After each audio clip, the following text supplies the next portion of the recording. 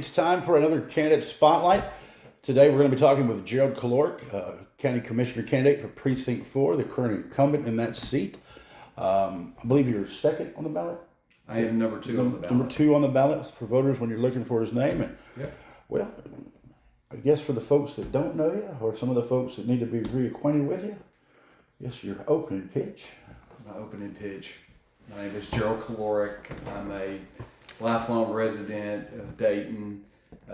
My family came, I had poor cotton farmer grandparents, and so grew up in the community, went to Dayton High School, graduated, went to Lee College for a couple of years, and then I went to work for ExxonMobil in Baytown, worked there for right at 37 years, then did consulting work for them, and was with Dayton 4-H with my children, Dayton youth basketball as an assistant coach, lifelong member of St. Anne's Catholic Church. St. Anne's and St. Joseph's. St. Joseph's is the parish, and I am a lifer from the community, and have a lot of business experience in a large corporation, and I would like folks to give me a consideration. The main thing that I'm asking folks to do is to research all their candidates, because I'm really running on being honest. I have a great deal of integrity, and my position on the court is to create transparency in all the actions that go before the Commissioner's Court. So I have my retirement. This is not a job that is going to make life-altering money for me, because it's not. But I think I know I'll do a good job for the community and the precinct itself. You've been on the job for about a year now. Yep. Appointed to take the place of the late Leon Wilson. I wish we could have recorded. Shortly into the job, you did a presentation for the Dayton Historical Society. I did. Kind of detailing what you've gotten yourself into, and apparently it wasn't so traumatic that you're not willing to still do it, right? But it was a great presentation on the aspects of this job and what's necessary. Yeah, that was a 2-month snapshot of what I believed, what I'd seen, and where I thought we needed to head. There have been a few changes along the way, because when you go through a year's worth of Commissioner's Court, you see a lot of different things month to month. The changes like the budget process and such, and some of the early on initiatives that I thought were important kind of got kicked to the curb when the realities hit. When TxDOT was trying to shut down the bridge on County Road 6494, that took a great deal of time, a great deal of money, and a great deal of effort from our county employees, our engineers, and some contractors, and we were able to keep that thing open with some somewhat innovative repairs. So it was that was the early part of it, and then just to find out where people are and what their biggest complaints are, and I really went in thinking it was primarily the roads, but drainage is probably a more passionate topic than the road conditions, and so both of them are very, very important. But there's quite a few other things that you have to deal with on a daily basis.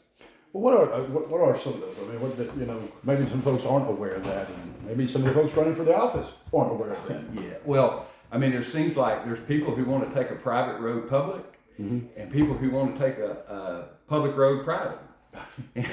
So, I mean, I've seen a lot of different things. There's a lot of the things in Commissioner's Court to accepting the roads into the 2-year maintenance programs, and then accepting them into the regular routine maintenance programs, developer issues, and pretty much early on it became apparent that we had some rules and regulations regarding subdivision development. We had very little way to enforce code. And so, and that is very much the issue today, on whether it's how they build the road and all that. If there is any inspection hold points, we have none of that data available to us. And so we can see it in the road construction of a lot of the developments within the last 10 years that they're not that old, but they're already deteriorating. Correct. Yeah. And so they are bad investments for the county, from the county's perspective. And then you find out how much money you have to work with, and it's not much. I just met with the city of Dayton today over the road improvement projects they were doing, and they were able to do about 4.6 miles of roads in the city of Dayton for roughly $400,000 a mile, and so it's quite expensive to fix roads and fix them correctly. But the difference is their roads, the bases were sufficient, and so when you go to replacing roads that don't have a good base, that price goes up incrementally. And I'm familiar with, Precinct 4 roads, and just resurfaced, right? And that's at times what they were, and wherever that, the buck lies on that one, that's, who knows. But, and they're a fun, I think my dad once said, no wonder so many rodeo folks in Dayton stay 8 seconds in your truck going down a road. There's 180 miles of bad roads in Dayton, Texas, or in the Precinct 4. Okay, so it's currently 180. I was going to ask you. It's rough. It's right at 180 miles, and 178 of them need to be fixed. Right. How do you foresee I guess, level of importance?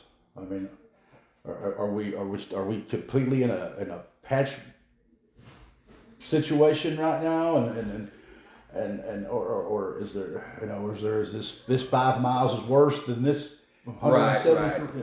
Right. We try to rate and rank these roads to see which have the most need. We also have to look at it from the traffic volume.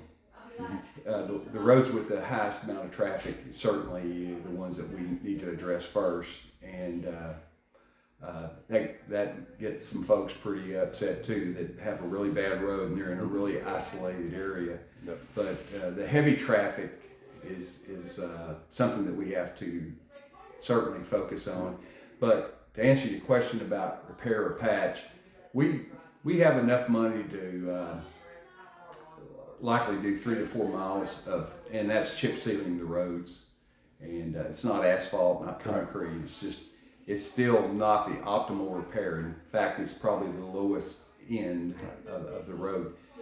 I did some math when we were going through the budget process earlier in the year, or in 25 for the 26 budget, and there's not a lot of money available, and no new money came to the precincts to repair roads, and so just escalation alone since 22, and that was the last time. So we're still working off a 22 budget in 26. Right. Now that's on the road materials, that's on the road side. The people side of the business, those rates have escalated along with inflation. People get cost of living adjustments and what have you. So that side has increased, but not the material side. Let's talk about the budget. This most recent budget. You voted no. I did. The sole no. It did pass 3-1 with the county judge stepping in. What made you think this is just something I can't get behind?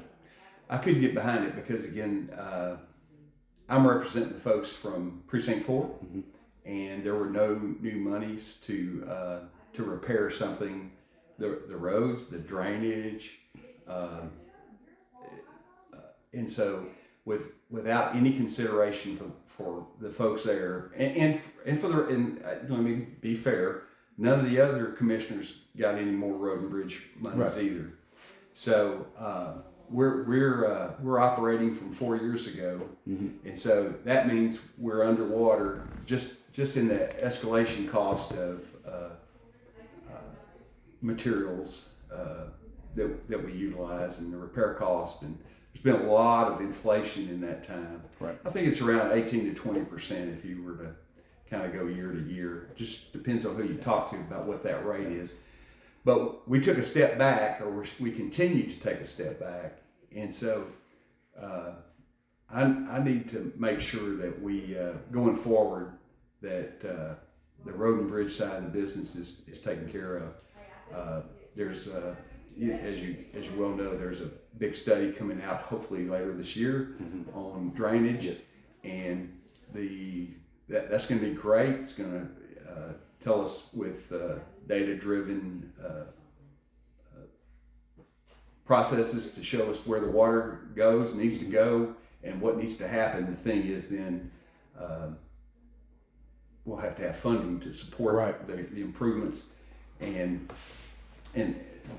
there's just so everybody, we talk about grants and stuff. There's no grants out there to repair roads for county roads, not at this time, and we just have to do what we can. And right now, it's just patch what you can and grind up and repair the little bit that you can do as well. So, how are we going to pay for it, right? What are we going to do? And I'm sure every staunch fiscal conservative sitting there right now wanting to hear that answer, right? I mean, how do we pay for it? How do you view taxes? Because that is your job is assigning the tax rate. Well, the Texas legislature restricts how much your tax rate can go up to 3.5%, and so that's. I mean, there's not much more. There's not a lot of wiggle room. There's really no wiggle room. Right. When they first initiated that, it was like 8 to 11% that county taxes could increase year to year, and a lot of that's property values going up.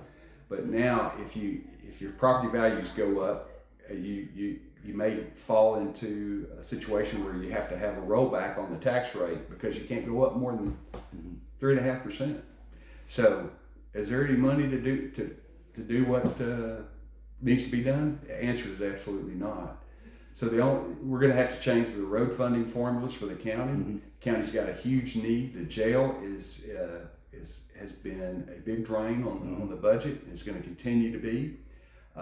So we're going to have to look really, really hard because there's a lot of need coming to the county as it grows. I mean, we're one of the fastest growing counties around. Right. And I think another thing, just, maybe a lot of folks understand, the county's had to add a lot of buildings. Just not everything's just in that courthouse, because that courthouse doesn't hold anything. Probably less than half. Right. And so, and you've had to, that's another expense that falls on the county. And the jail's very important, because if you don't fix it, you're going to be fined by the state of Texas, right? And you're having to farm out places for these inmates to begin with, to the tune of around $100 a day per inmate. Yeah, so it's an expensive deal, and that's why you've got to address it. And like you said, the state of Texas dictates some of this stuff, right? Absolutely.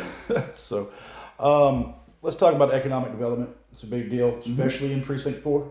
Absolutely. And the Precinct 4 and Precinct 1, I think both kind of meet right there in that little area, right? And exactly. So that'll be a big deal going forward with Gulf Inland, things of that nature. Hope to see that beefed up, I think, for the economic, prosperity of the county at some point, right? Where do you see your role in that? Well, the Commissioner's Court plays a big role in attracting the businesses, because most every one of them, they when they look at their return on their capital employed to see if a project is viable in their location. The location is very important. There's a lot of factors that goes into selecting that, but then the second part of that is the county, the city, willing to grant abatements. You can't grant abatements for school districts, but and so I've been working looking at developing a matrix for deciding how much of a tax abatement. You have to look at how much capital they're going to put on the ground that ultimately would be in the tax base. Right. You have to look at the type of industry that they're bringing, and then you also have to look at what are these highly skilled jobs? Is it beneficial for the county employees or the residents of Liberty County to want to go to work there? Right. And so you have to have a formula. And right now, I've only been through a couple of abatement meetings, and we don't really have a way to guide us so that we can be consistent in our application. You want to make sure you give the best abatement possible to a company that's going to put hundreds of millions of dollars on the ground in tax value later on, and bring high skilled, high paying jobs to Liberty County, than one that might be a nuisance to the neighbors, right, and have low skilled jobs and what have you.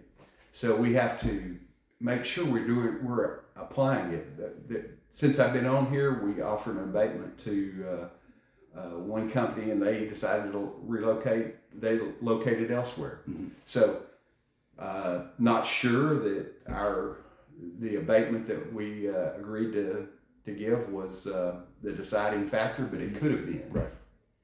So I just think we have to have a better approach. We have to have a documented approach on how we grant abatements, not just sit down and talk about without having some data to. It's not just to carry you dangle. So right, you gotta. So again, I've worked with.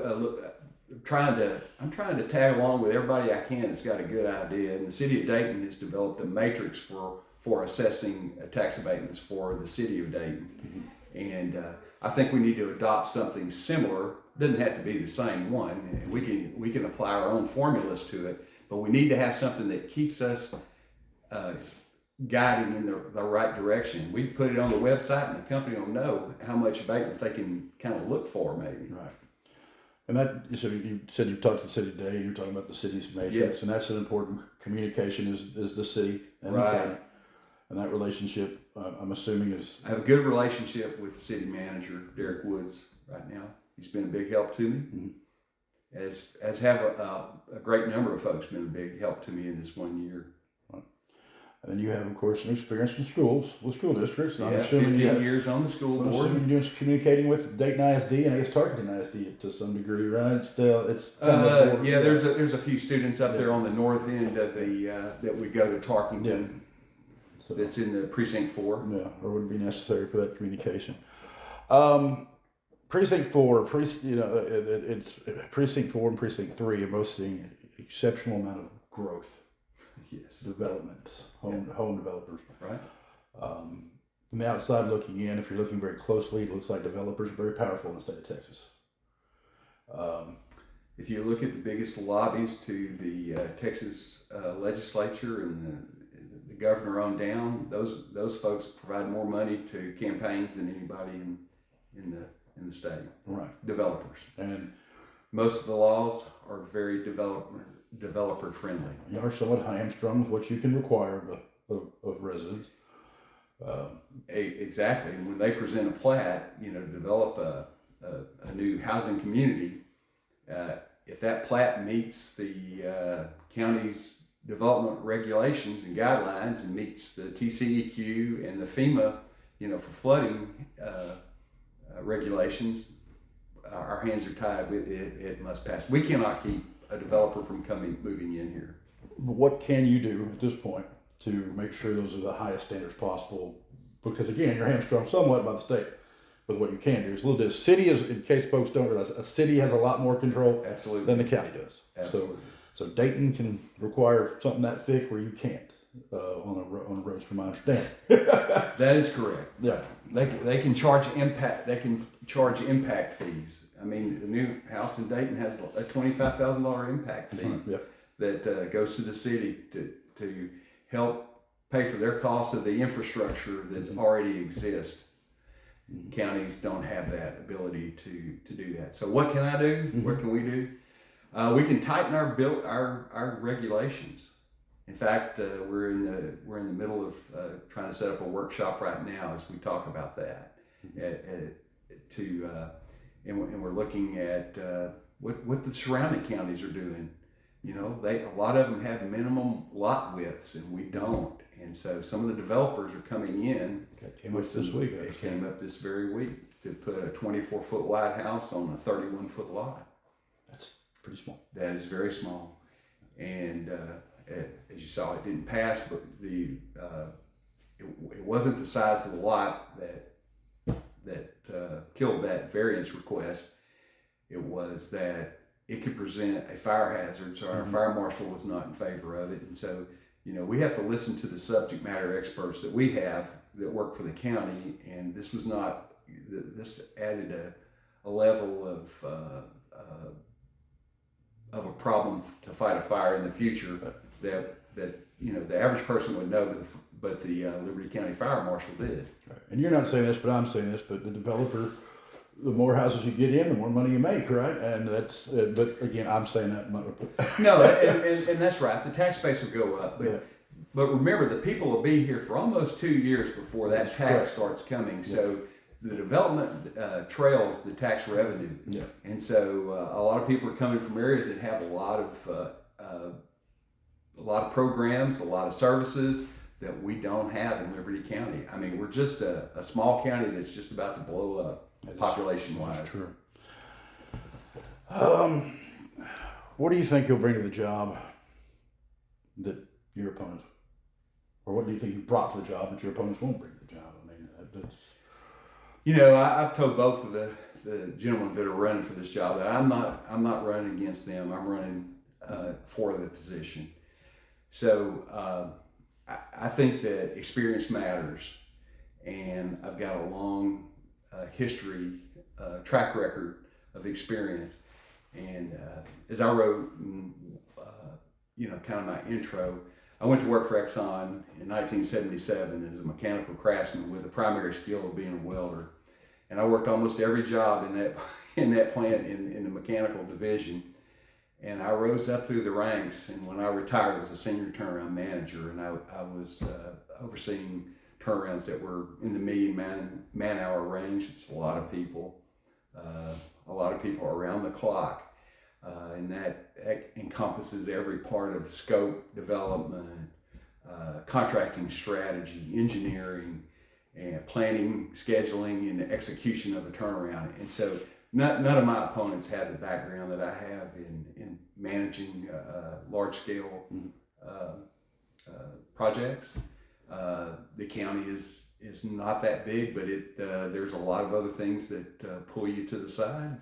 And so you've got to be able to prioritize your day and move forward every day and make sure you're hitting what needs to be done first. So I literally have the experience, and I think everyone that knows me knows that I'm honest. I have a high degree of integrity, and in the business world, you have to be three things. You got to be firm, you have to be fair, and you have to be consistent. And I think that's what I'll bring to the job. I won't do reactions. I'm self-funding this campaign.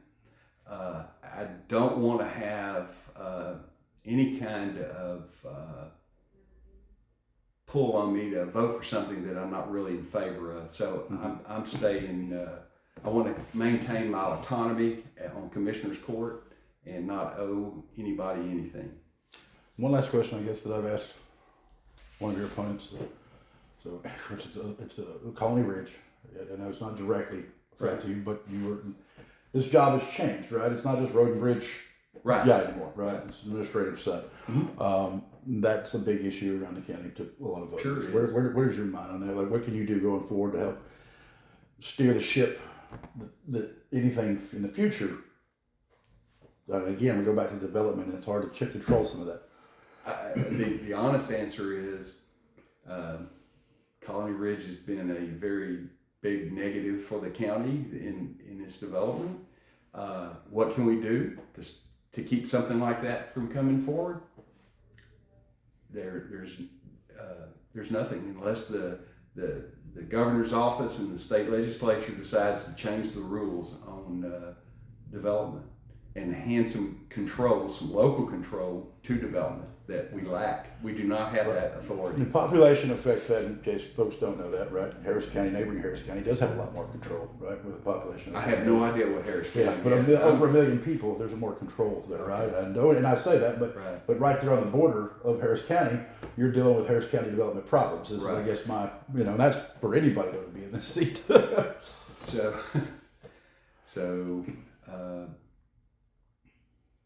the developers are coming because the land is cheaper than Harris County and some of the surrounding county, and they know the regulations aren't as tight and the enforcement of the regulations are loose. That's my goal, is to tighten that up. Gotcha. Well, this is Gerald Kolarik, candidate and the incumbent candidate right now in the Republican Party primary ballot. Some dates of interest. If you're not registered to vote yet, February the 2nd is the deadline to register. Early voting starts February the 17th. Election day is March the 3rd. And we will have a candidates forum for this particular race on Thursday, February 12th at 6 p.m. at the Dayton Community Center. We look forward to hopefully having you there and with your opponents. And that will also include County Commissioner Precinct 2 and the 75th and 253rd District Judge races. The night before, on Wednesday, February 11th, we'll have Congressional District 9 and Senate District 3, 6 p.m. also at the Dayton Community Center. I wanted to make sure you guys all had a chance to talk. Yeah, right. That could go on for hours. So. All right, so we figured 2 is better than 1 on that one. But a final pitch to the voters? My thing is to research your candidates. Make sure that they have what they say they have and the ability to do so. I think you'll find that I would be the best candidate to go forward. The other thing is, I was told that you need at least 2 years in this role to understand what's going on, and I'm definitely still on the learning curve. When this appointed term ends, I will have right at 2 years. So I get the jump just based on having the appointment to fill Commissioner Wilson's remainder of his term. So I will certainly have gone through the honeymoon period and the learning period and be ready to serve you as the county commissioner. All right. We appreciate you, and we ask folks to keep continuing to check out our candidate spotlights. They're available on our Facebook page, on our website under the video tab, and on our YouTube page. So they're there for you to go and peruse through and make a decision, an informed decision, hopefully, this election. Thank you. We appreciate it. Thank you very much.